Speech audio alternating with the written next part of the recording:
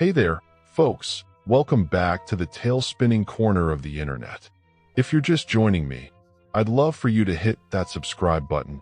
It's the fuel that keeps these eerie yarns rolling. And while you're at it, drop a comment below and tell me where you're tuning in from.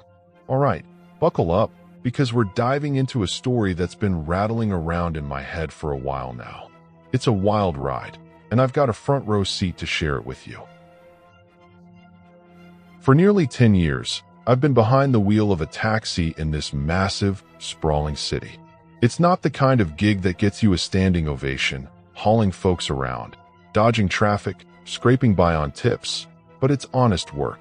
I've shuttled all kinds, sharp-suited execs, wide-eyed visitors, bar hoppers stumbling out at dawn, you name it. The job's given me a prime view of this urban beast, its pulse shifting with every fare. Most days, I didn't mind the grind. That is, until one night flipped everything I thought I knew upside down, about my city, my work, and even myself. Let me paint the picture for you. Picture a metropolis that never quits. A concrete jungle stitched together with blinking signs, horns blaring, and skyscrapers clawing at the clouds. On a typical day, the streets thrum with life. Car stereos pumping beats, hawkers shouting deals, the endless buzz of a place too restless to sleep. But that night, something was off from the jump. I clocked in as the sun dipped below the horizon. Same as always, sliding into my cab. A beat-up old thing with a radio that crackled more than it sang. Right away, I noticed the roads were quieter than they should have been. Neon lights stuttered over half-empty blocks, and the few people I saw moved fast, heads down, like they were dodging something unseen. Even the chatter on the dispatch line was muted, a faint hum instead of the usual chaos. I adjusted my side mirror, brushing off the weird vibe.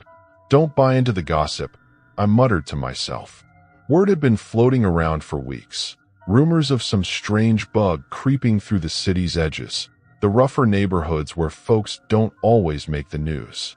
A couple of local stations had mentioned it, but the official story was tame. Just a seasonal flu, nothing to lose sleep over. Still, you could see it in people's faces, something wasn't adding up. That night, the calls were slow. Normally, I'd be zipping to pick up partiers from downtown clubs or ferrying suits to the airport. Instead, I sat at a busy crossroads. Well, usually busy, for almost 20 minutes, engine idling, no takers. Finally, a ping came through. A pickup in a corner of town I didn't often roll through after dark. Not sketchy, exactly, just out of the way. I hesitated. Rent was due, sure, but was it worth the haul for a maybe fare? In the end, I shrugged. Work's work, and pointed my cab toward the address. The drive there didn't help my nerves. I passed shuttered corner stores, darkened coffee shops, even a few police barriers that didn't make sense. A protest? Roadwork? I tried to reason it out, but my gut churned with a heavier hunch.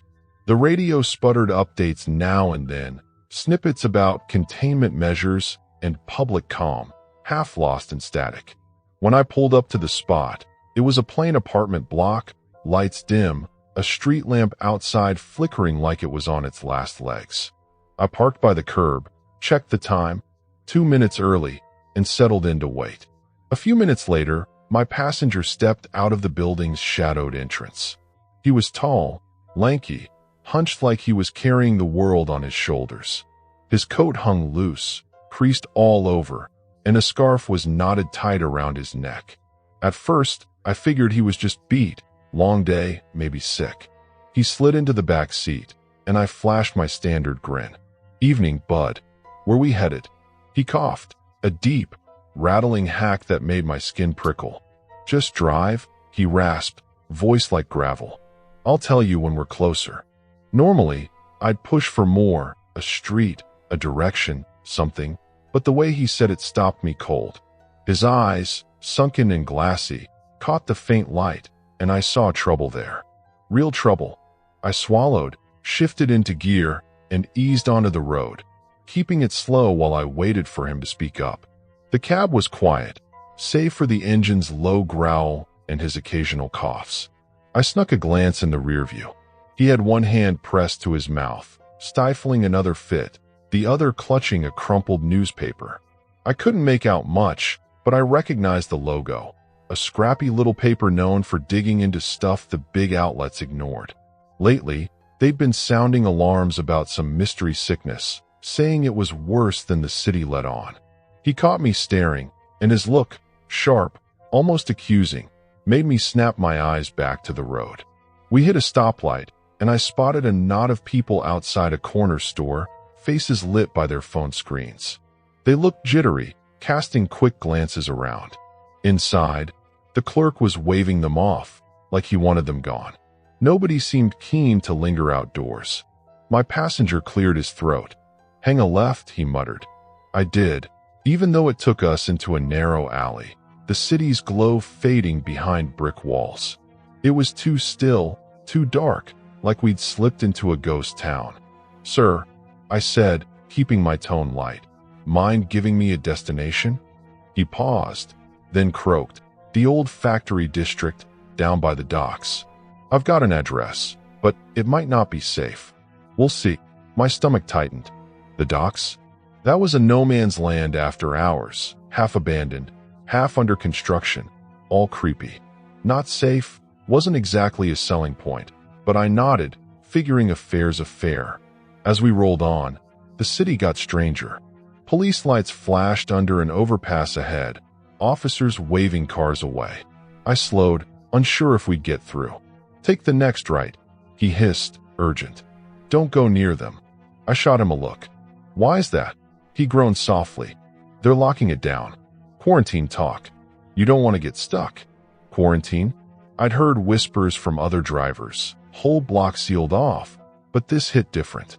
I veered right, away from the lights, deeper into the city's underbelly.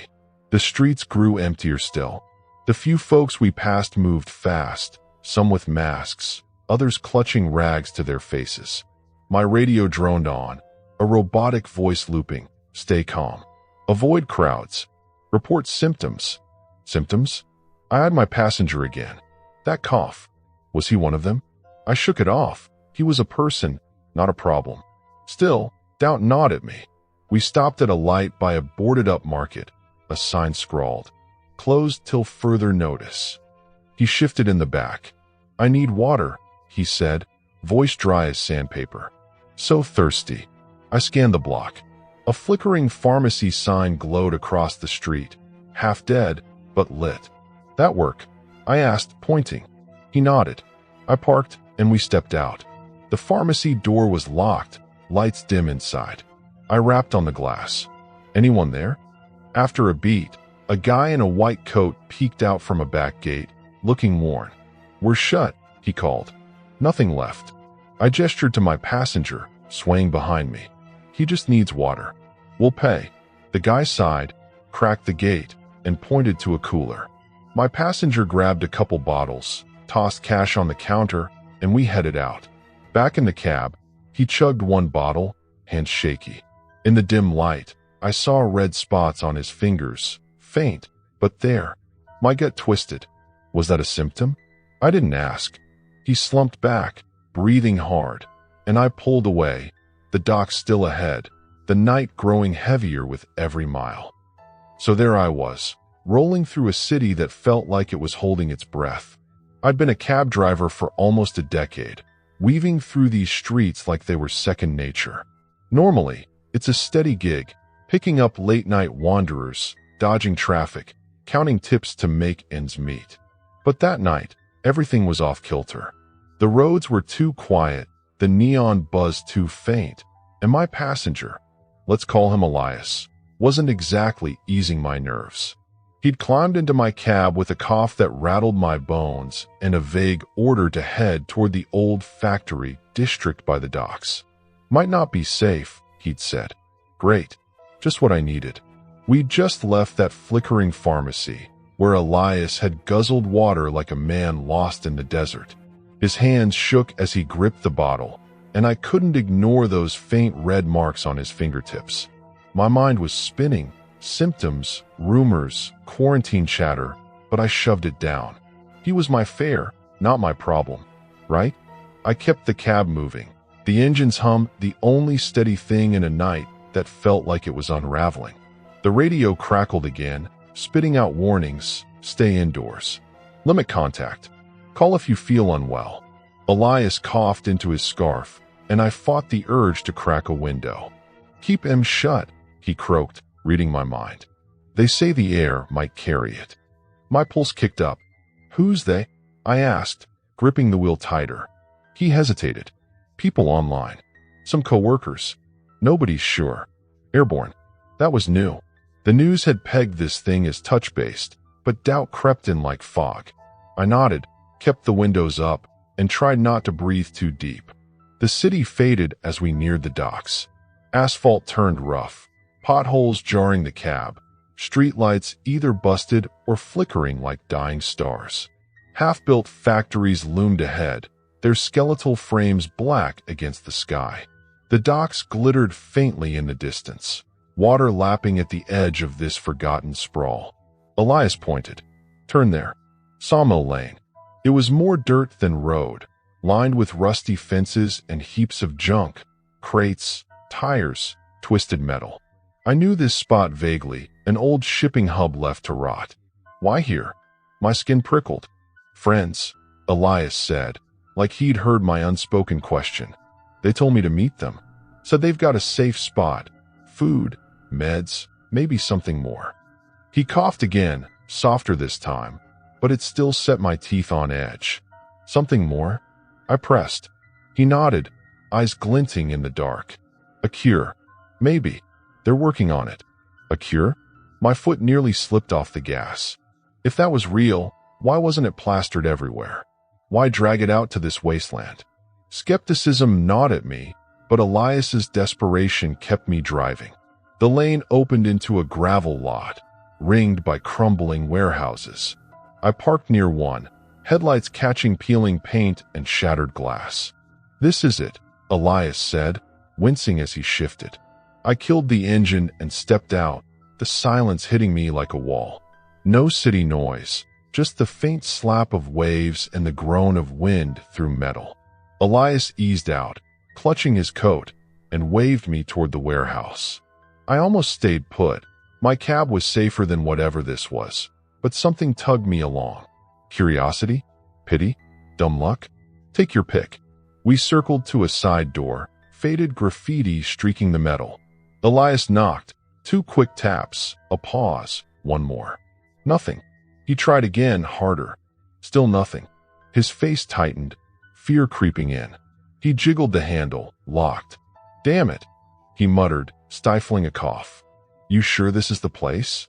I asked, voice low. He nodded. Building 7, near the pier. They said here. We moved to the back, where a rusted roller door hung half open. Ducking under, we slipped inside. The warehouse was a cavern of shadows, lit by a few dangling bulbs that buzzed faintly. Dust-coated stacks of crates, and the air smelled of mold and neglect. A soft glow flickered from a side room. An office, maybe. We crept toward it, footsteps echoing on the concrete. Inside, it looked like someone had been here recently. Empty snack wrappers, water bottles, a camping lantern glowing on a wobbly table. 2 chairs lay tipped over, like whoever left had bolted fast. Hello, Elias called, his voice bouncing off the walls. No answer. He stumbled, nearly collapsing, and I caught his arm. His skin was hot, too hot. Sit, I said, riding a chair. He sank into it, head lolling back. I scanned the clutter, trash, mostly, until I spotted a duffel bag in the corner, zipper half open. Digging inside, I found bandages, a thermometer, wipes, water. I handed him the thermometer. Check your temp. He fumbled with it, hands trembling, while I cracked a water bottle for him. He sipped, eyes fluttering shut. The thermometer beeped. Elias glanced at it, eyebrows shooting up. Bad? I asked. Way too high, he rasped. Gotta cool off. I patted my pockets. Phone, keys, a crumpled tissue pack. Useless. His breathing hitched, chest heaving. Outside, The wind rattled the walls, urgency pressing in. If his friends were coming with help, they were late. Real late. Then Elias spoke, words tumbling out. "They're covering it up, the suits downtown. How fast this spreads." He pulled that newspaper from his coat, eyes glassy. "It's not just touch. Could be breath, air, even water. It's everywhere." My heart thudded. "Your friends, they've got proof?" He nodded, coughing into his scarf.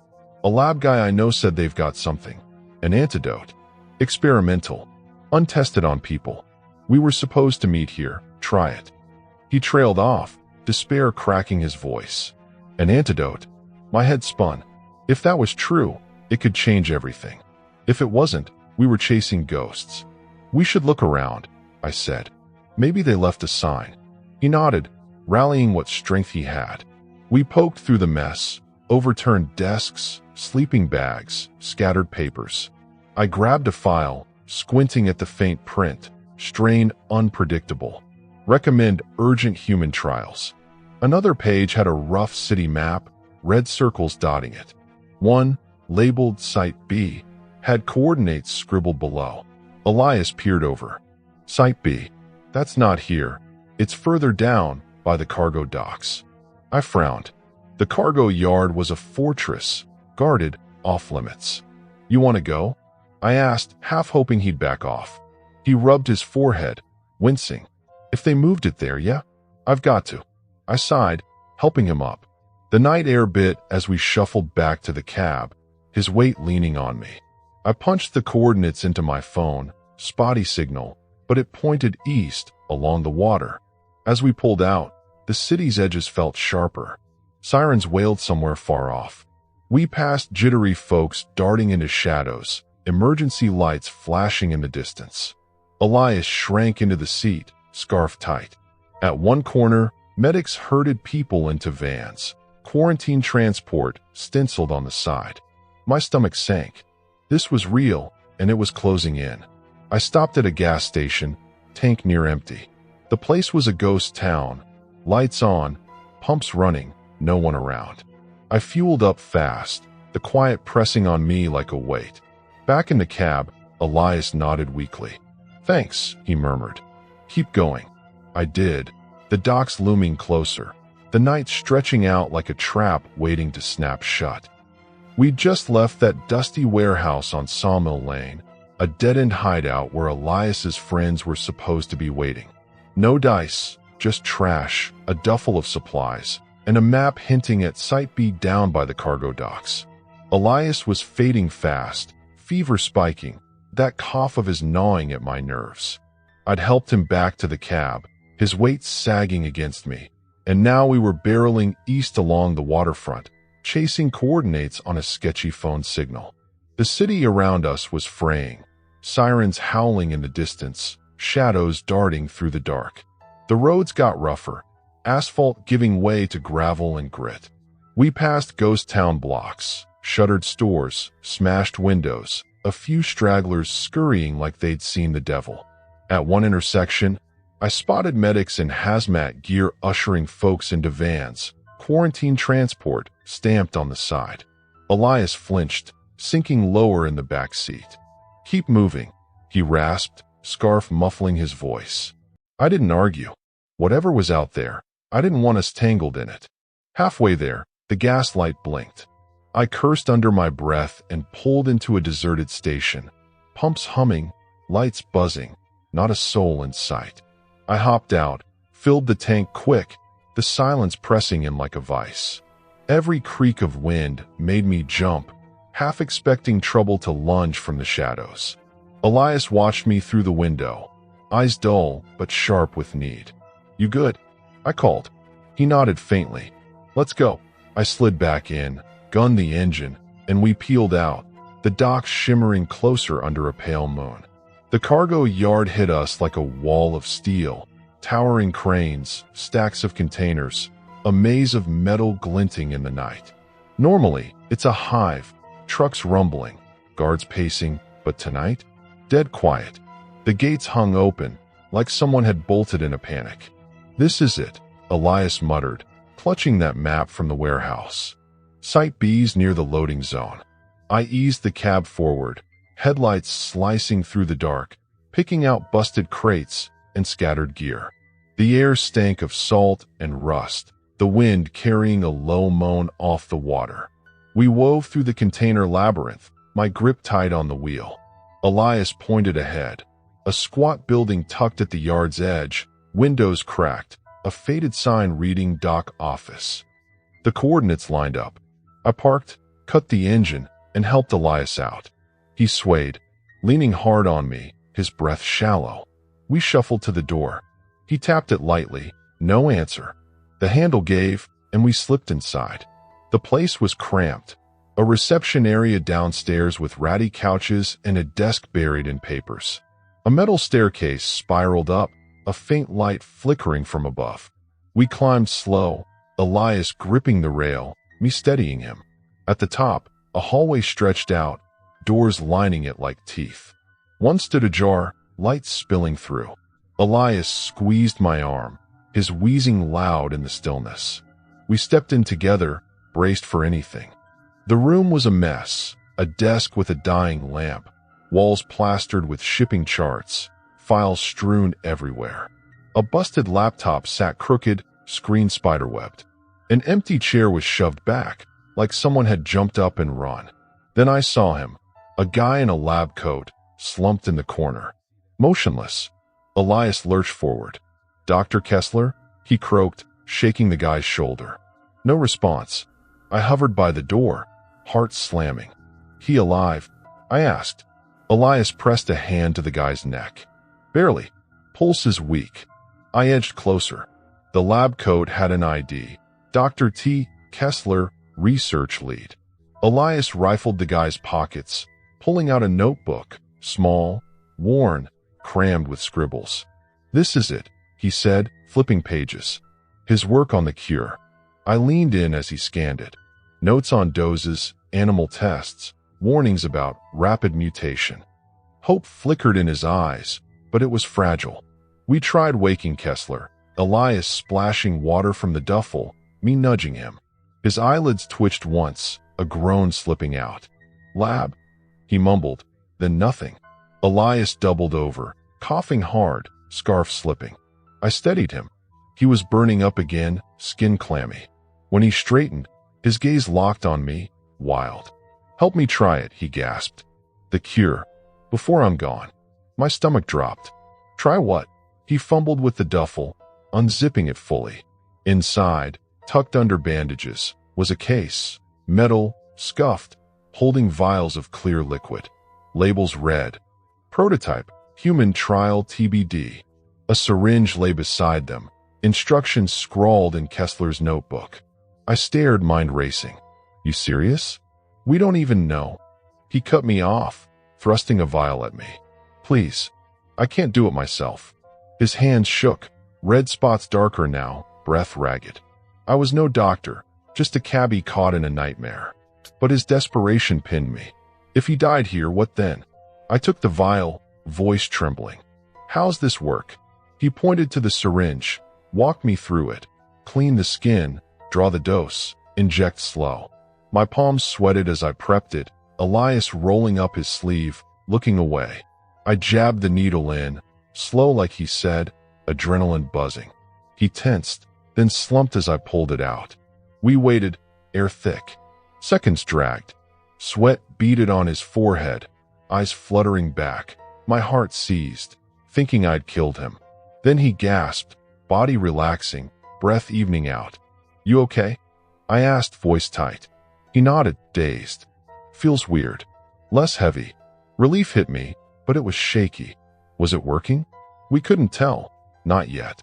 I checked Kessler, still out, breathing faint. Elias rested, sipping water, while I paced, rifling files. Papers painted a grim picture. The bug was everywhere, districts locked down, government pushing full closure soon. Hours crawled by, no signal on my phone, just distant sirens echoing over the water. Elias dozed. Kessler stirred once, but stayed down.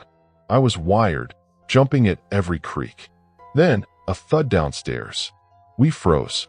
Another, then a scrape, like something dragging. My pulse spiked. What the hell? I whispered. Elias's eyes widened, too weak to move. I grabbed a metal bar from the desk, part of a busted lamp, and crept to the stairs. Peering down, I saw a shadow by the reception desk, rooting through drawers. Frantic. A crash, papers flying as they slammed something shut. I backed up, Elias watching me, pale. Footsteps clomped closer, a flashlight beam cutting the hall. I gripped the bar, ready to swing. Then a voice, rough, shaky. Anyone up there? Not hostile, just scared. I glanced at Elias. He nodded. Yeah, I called. We're here. You safe? A pause. Not sick, if that's what you mean, they replied. Looking for supplies. Saw your light. A figure climbed into view, middle-aged, heavy jacket, face gaunt with exhaustion. They lowered the light, spotting Elias and Kessler. They hurt. Sick, I said, careful. We're helping. Got something experimental. Their eyes lit up. Medicine. I heard rumors. Scientists hiding a fix here. Elias shifted. It's real. Tested 1 dose. The newcomer stepped closer. You've got it? We need that out there. People are dying. Tension thickened. Elias clutched the case, torn. Share it? Hoard it? We had no clue who this stranger was, or what they'd do next. So, here's the deal. I've been a cabbie in this sprawling city for close to a decade, ferrying folks through its veins. Execs, tourists, night owls, the works. It's a hustle, sure, but it's my hustle. That is, until that night flipped the script. The streets went quiet, a weird sickness crept in, and my passenger, Elias, pulled me into a mess I couldn't shake. We'd chased whispers of a cure from a busted warehouse to the cargo docks, where we found Dr. Kessler half dead and a case of untested vials. I'd just jabbed one into Elias, praying it'd hold him together, when a stranger stumbled in, shaking things up even more. We were holed up in that dingy dock office, flickering lamp, papers everywhere. Kessler slumped in the corner. Elias was propped in a chair, breathing steadier after the shot, but still shaky. The newcomer stood in the doorway, flashlight trembling in their grip. A wiry guy, maybe 40, jacket patched with grime, eyes hollow from too many sleepless nights. You've got a cure, he pressed, voice cracking with hope. Out there, people are dropping. We need it. Elias clutched the vial case, knuckles white. It's experimental, he rasped. 1 dose down. Don't know if it's safe for everyone. The guy's face lit up, desperate. But it's something. I've seen folks coughing blood, whole blocks sealed off. If it works. He stopped, glancing at Kessler. He a doctor? I nodded. Researcher. Out cold, though. The stranger deflated a bit, then rallied. Look, I know a clinic still running. East side. Docs there might crack this.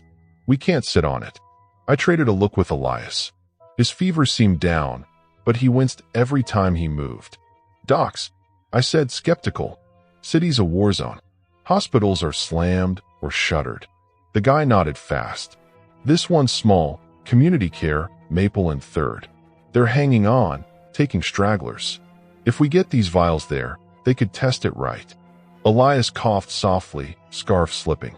We need experts, he muttered. Can't just pass it out blind. The guy leaned in. Exactly. Let's move. The idea hit like a jolt. Back into the city? Past barricades and chaos? Every instinct screamed to stay put, but doing nothing wasn't an option. Kessler groaned faintly, still alive, barely. All right, I said, voice tight. We'll try. We hoisted Kessler between me and the newcomer. Let's call him Riley, his limp weight dragging. Elias staggered behind, gripping the case like a lifeline. Outside, the cargo yard was a steel graveyard, moon casting long shadows over the containers. We piled into my cab, Elias and Kessler in back, Riley up front, engine coughing to life. The drive out was a slow bleed of tension. Fires glowed on the horizon, orange smudges against the black. Roads were a snarl of stalled cars and debris, glass crunching under my tires, barricades looming. Riley pointed side routes, muttering about shortcuts he'd scouted. Avoid the main drags, he said. Cops and medics are snatching people up. Elias shrank into the seat, Kessler's head lolling against him. Sirens wailed somewhere close, too close. We hit a makeshift roadblock, scrap metal and planks, a sign scrawled, "Quarantine, authorized only." Riley jumped out, shoved debris aside, waving me through. I inched the cab past, storefronts on either side smashed open, looted bare. Elias groaned, clutching his gut. "You okay?" I asked, eyes flicking to the mirror. "Holding," he whispered, pained. "Think it's working, maybe." Riley climbed back in. "Keep east. We're close." The city unraveled as we pushed on. Trash fires flickered in alleys, casting jittery shadows. Groups huddled around barrels, faces gaunt, some masked, others too far gone to care. I wanted to stop, help, something, but we were a lifeline, not a rescue squad. The radio spat static, a voice looping. "Shelter in place. Await assistance." Fat chance. Assistance wasn't coming. Dawn was creeping up when we hit Maple and 3rd. The clinic was a low brick box, sign flickering community care. Door cracked open. Light glowed inside, faint, but there. I parked across the street, killed the engine, and we shuffled out. Elias leaned on me. Riley hauled Kessler, every step a gamble. As we neared, a shadow darted past a window. Someone alive, moving fast.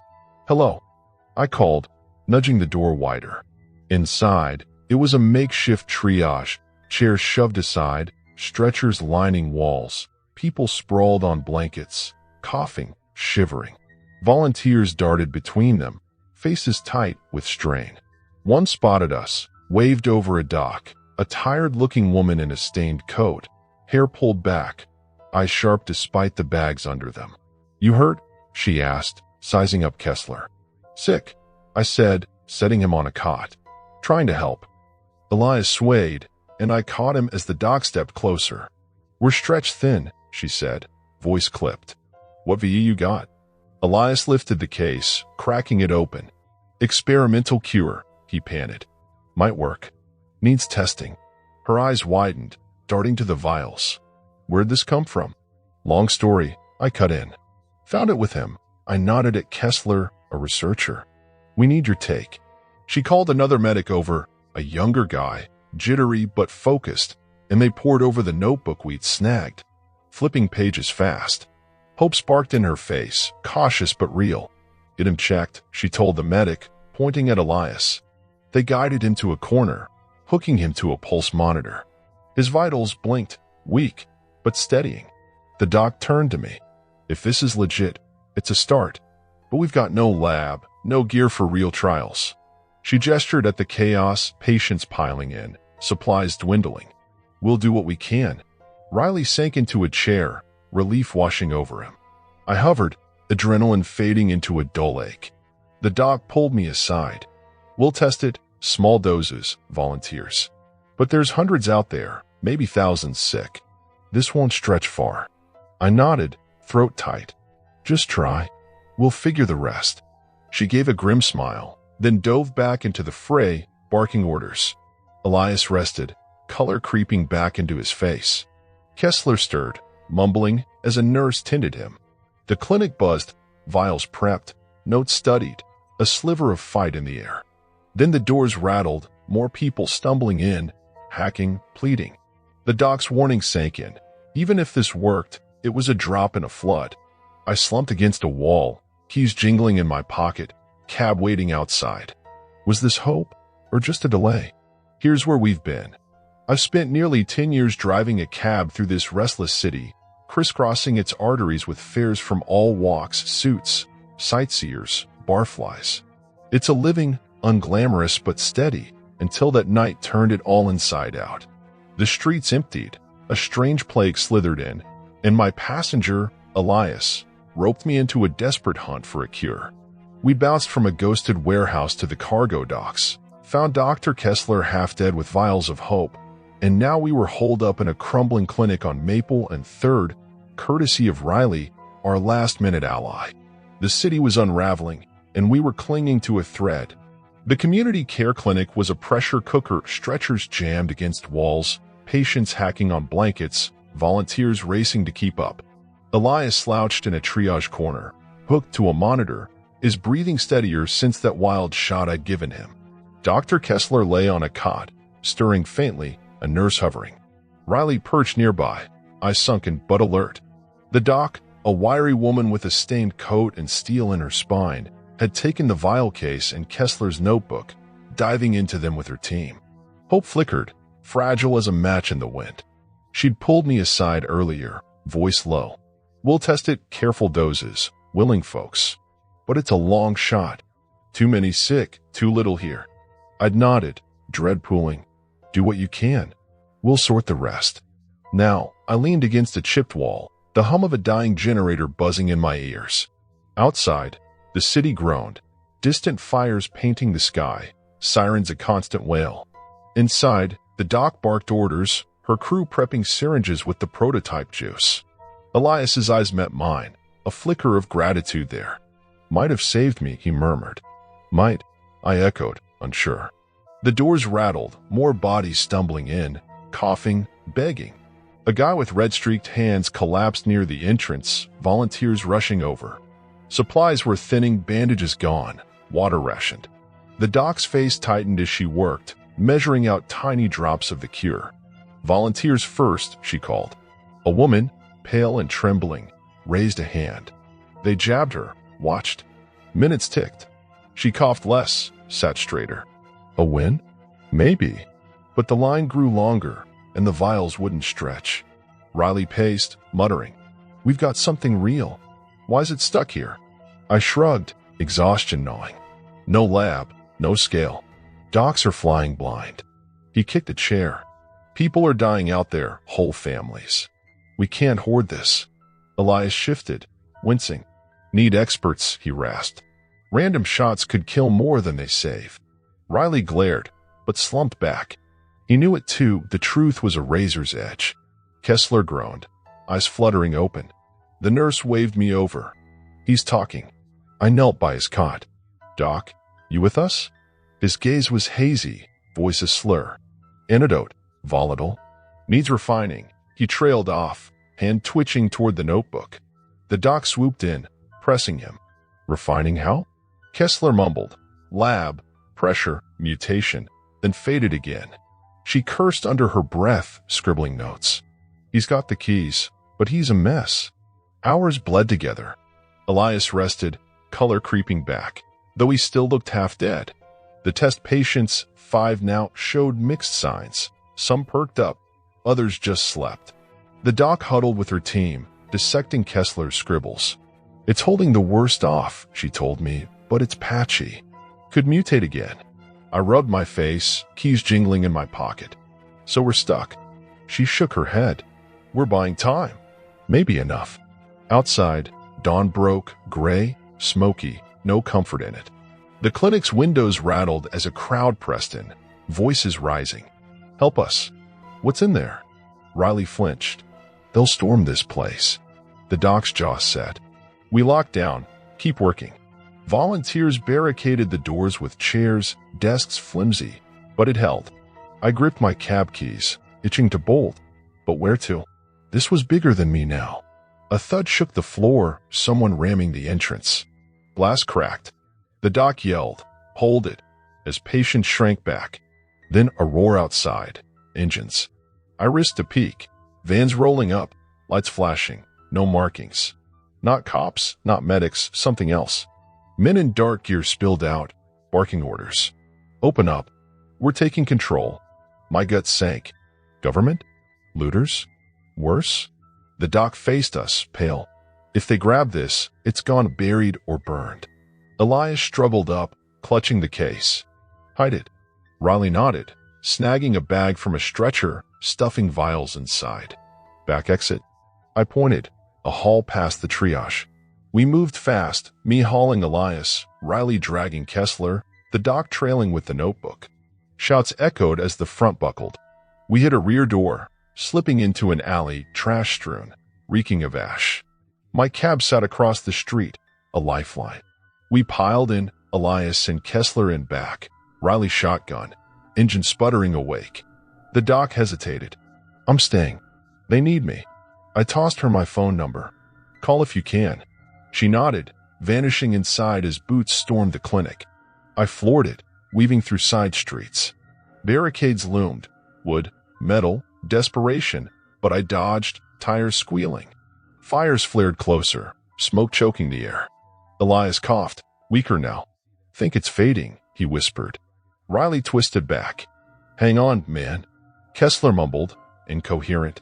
The city was a war zone, looters smashing stores, stragglers fleeing, sirens lost in the den. We hit a quiet stretch near the river, and I pulled over, hands shaking.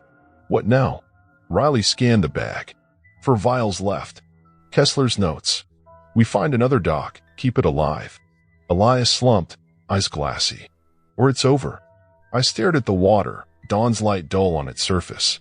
My cab, my city, my life, all warped beyond recognition.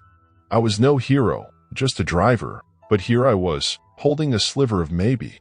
So here's where I sit, telling you this from nowhere safe, just me, a dying cab, and 3 souls bidding on a long shot. Elias is hanging on. Kessler's a ghost of himself. Riley's wired with grit. The clinic's fate? Unknown. Those vans might have crushed it, or the doc's still fighting. Out there, the city's a tinderbox, chaos spreading faster than any cure. But we've got something, a spark, a chance. Maybe it flops, maybe it mutates, maybe it's too late. Or maybe, just maybe, we've lit a fuse that'll burn through the dark. That's my tale, folks, raw, real, and unresolved. I'm still here, keys ready, cab rolling if it'll help. If this chilled you to the bone, like and subscribe. Your support keeps me spinning these yarns. Tell me what you think below. Where's this headed? Salvation or collapse? I don't know yet, but I'll keep driving till we find out. Stay sharp out there. Sometimes the road picks you, not the other way around. Until next time, keep your eyes peeled and your hopes high.